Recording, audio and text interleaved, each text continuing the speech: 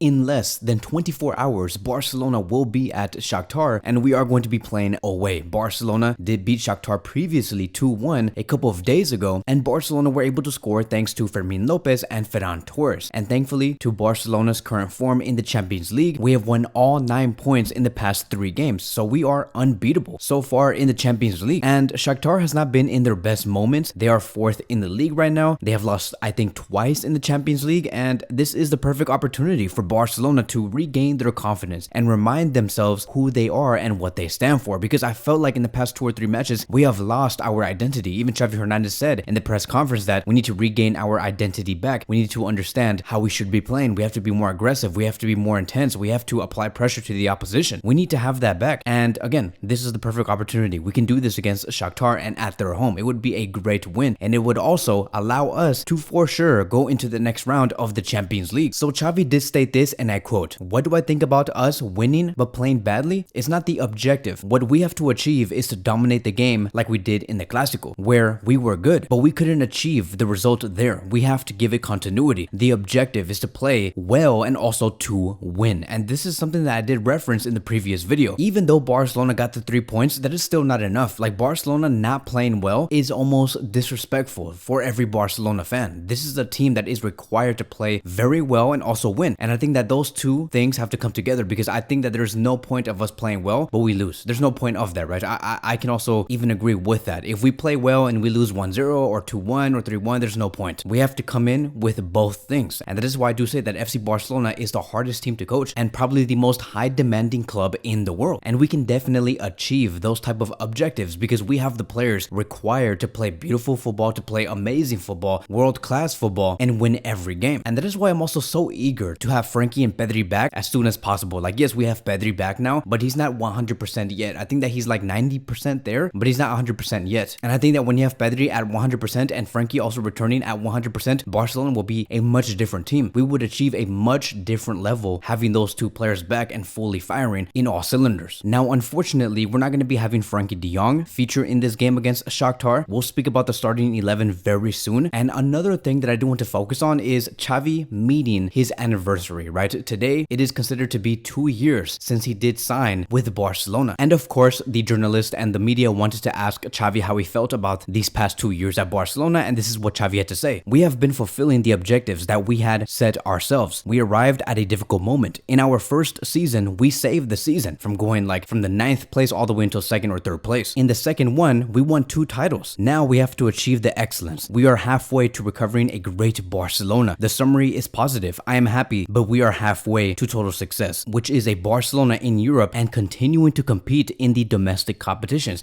which is so true. I think that overall, if you look at these past 2 years, Barcelona have really improved individually and collectively. Are we where we want to be right now? Like, are we at the top of European football? Are we like super dominant? No, we're not there yet, but we will be for sure. Yes, have we taken some painful losses? We have, right? We have taken some painful losses against Bayern Munich, against Real Madrid, against Inter Milan. We have taken some L's. We have been micro losing in the past 2 years, but overall, right, it has been a net positive. And I'm just so happy for this club, and I'm so happy for these players because I know that they will bring us exactly what we want to see. And so these first 2 years was all trial and error. We had to make so many adaptations. We had to go through so many different mistakes. And I don't even think that Barcelona gave Xavi the best beginning, because the way that Xavi came in, he came in into a Barcelona that was financially very limited. So Xavi couldn't really display his full image and what he wanted his version of Barcelona to look like from the very beginning. In his first 2 years, we've yet to see, even today, Xavi assembling his version of Barcelona and how he wants his team to look. Remember, Xavi Hernandez wanted to sign Bernardo Silva, and look at how Silva is performing right now. I think that he is a Ballon d'Oro contender. I'm so surprised to see that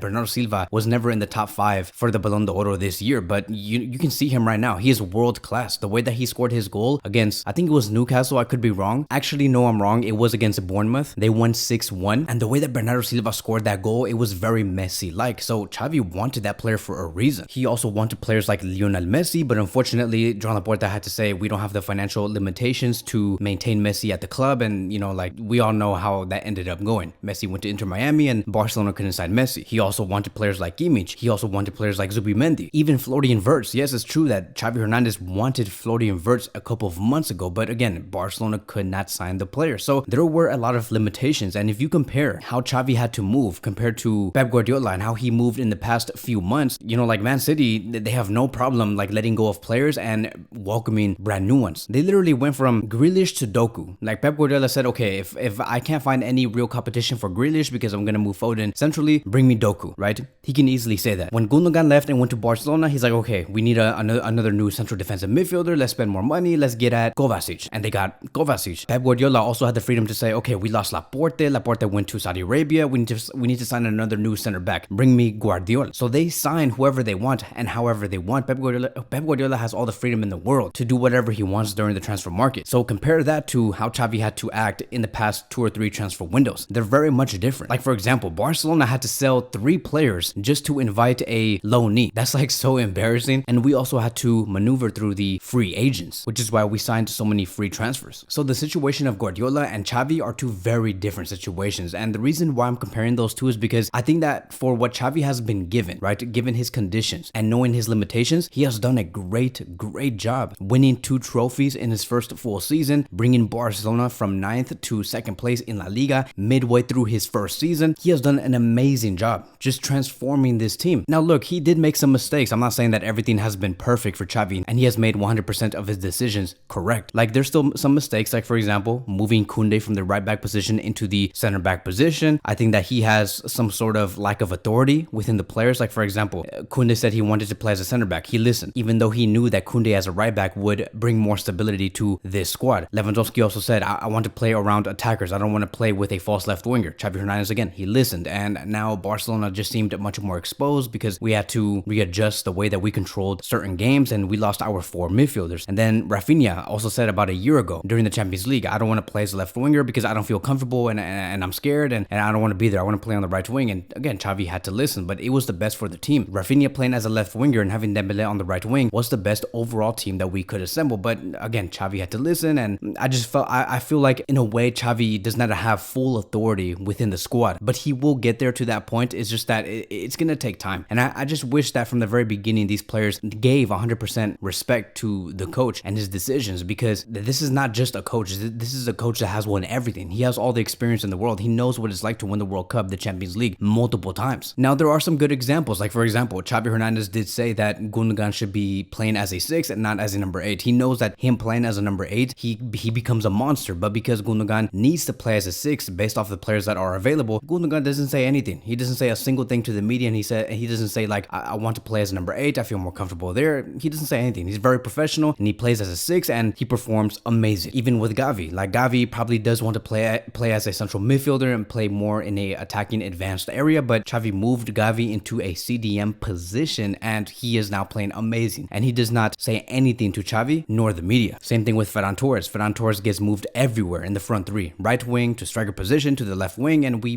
don't hear anything from Ferran Torres. He only says, I want to improve as a player. Even with Araujo sometimes has to play as a right back, even though I know that inside him he does not want to play in that position, but he knows it's best for the team, and he never says anything about him not enjoying playing as a right back. Again, very professional. Same thing with Alejandro Balde. Sometimes we had to play Alejandro Balde as a right back because we did not have a right back that was able to perform, and Balde didn't say a single thing when he was there, and he performed again amazing. So speaking about Kounde and the right back and center back position, Kounde was asked about how he felt playing as a center back, and this is what Kounde said: I'm happy because I play in my position. I had a conversation with Xavi at the end of the season because I wanted to play where I can contribute the most, but I will never refuse to play as a right back. And that's great to hear. It's great to hear that Kounde would not say that, no, I don't want to play in that position because I only want to play in the center back position. But like, talk is cheap, right? I want to see Xavi Hernandez really become serious about this situation, and the only way that we could see Kounde ever go back to that position is if either Cancelo gets rested or he does get injured. And I hope that it does end up happening. I know that sounds very ugly for me to say, but I think that at the moment Xavi notices that playing Kounde as a right back again with Christensen and Araujo and Balde, it brings more stability to the team. Kounde also wanted to talk about how this team dealt with high pressing teams, and this is what he said, and I quote: "It is a very collective topic. Real Sociedad made it very difficult for us to get the ball out. We have lost quite a few balls on throw-ins, and I think it's a matter of communicating and being mobile, also with the intensity." And this is the reason why, again, I just can't wait for players like Frankie coming back, because he is someone that